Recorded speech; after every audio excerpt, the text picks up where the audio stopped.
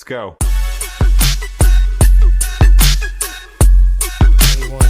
New beginnings. Your verse for today is 2 Corinthians 5:17. Therefore, if anyone is in Christ, he is a new creation.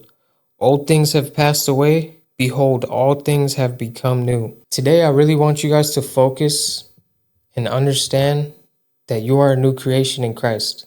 All things become new. The second you gave your life to Christ, he made you a new creation. So I don't want you to get discouraged if you still have old habits that are lingering around. If you don't feel like a new creation, if you're still struggling with certain things that you have always struggled with, the transformation part of it takes time. That's what I want you to understand today. So don't get discouraged.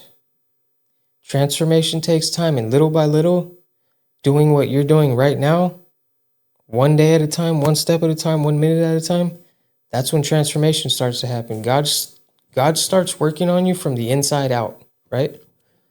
So when you came to Christ and you said, God, I lay my life down and I want to be a Christ follower, like that, you have a new identity. You're a new creation. But the transformation happens little by little by little.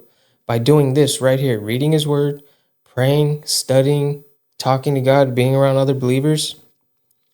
Those are the steps you kind of need to follow to start getting yourself where you want to be. But it takes time. You can't speed up the transformation process. That's only something that God can do. And little by little, he'll start softening your heart. Little by little, all those things that used to matter to you, they don't matter anymore. Those things, little by little, you start shedding away the old toxic things, the old toxic people, the old toxic traits. And you're basically unlearning all the things that you've accumulated throughout your whole life, right? Okay, let's go.